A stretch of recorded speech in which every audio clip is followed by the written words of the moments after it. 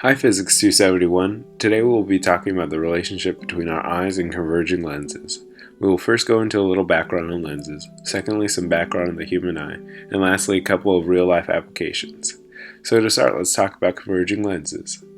Converging lenses cause parallel rays to come to a focus. Pictured here, you can see a converging lens with three principal rays coming from the object, then through the lens, and lastly to the focal point to form an image.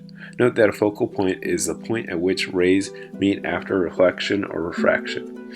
Also, single converging lenses always produce real inverted images that have positive focal lengths.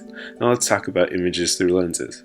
Images are formed at the point where light rays come together. This point is called the focal point. There are two different types of images, real and virtual. A real image is where light rays actually come together and can be displayed on a screen. A virtual image is where light rays seem to be coming from a point but cannot be displayed on a screen. What we need to know to understand the eye is that converging lenses create real images. Now the human eye. On the right, you will see a breakdown of our eyes.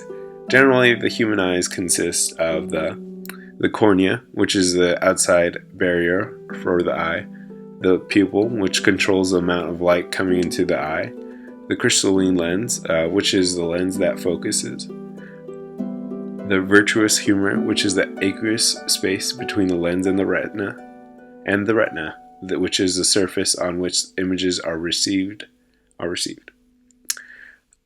Now here's where the interesting biophysics worlds kind of meet. As you can see, the crystalline lens is a converging lens that focuses light so that the image is on the retina. Have you ever noticed how your eyes can focus on objects near or farther away?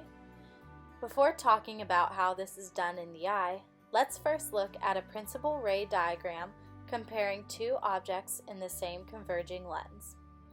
The closer object forms an inverted real image farther back from the lens, as denoted by the blue principal rays. The farther object forms an inverted real image that is closer to the converging lens compared to the nearer object. So how do our eyes account for these differences in where the image forms? The answer lies within the ciliary muscle.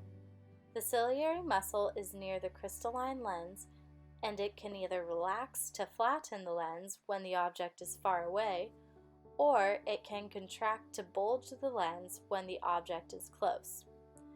The purpose of the lens slightly changing its shape from flattened to rounded is to have the real inverted image form on the retina.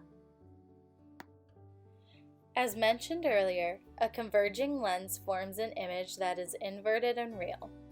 So the image that is displayed on the retina is actually upside down and inverted. Robert will further explain this concept in detail. So our eye is a very unique tool that the body has. In our eye we have this crystalline lens, which is a converging lens similar to this lens here, which helps us focus light on our retina so that our brain can interpret what we're seeing. But with the converging lens, we're actually seeing the image projected on the retina is actually upside down and inverted left and right. So you're getting a totally flip-flop message, but then your brain will take that image and correct for it. So in this experiment here, we're going to take just these cutouts and use the light, run the light through this converging lens and see what we get projected on our screen to see if we can show how the eye sees images. So we have our light source here, we have our lens. Right here we have our R is on the left and our L is on the right, but we're going to see how when we project it, that'll actually switch.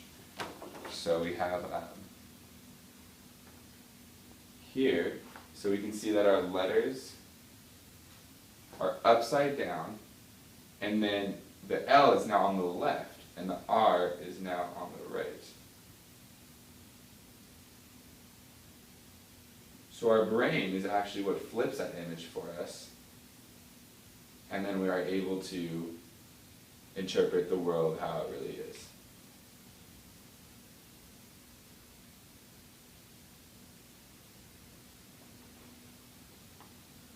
Yeah, so that's pretty cool. That's the magic of our eye and our retinas and our brain. Biophysics.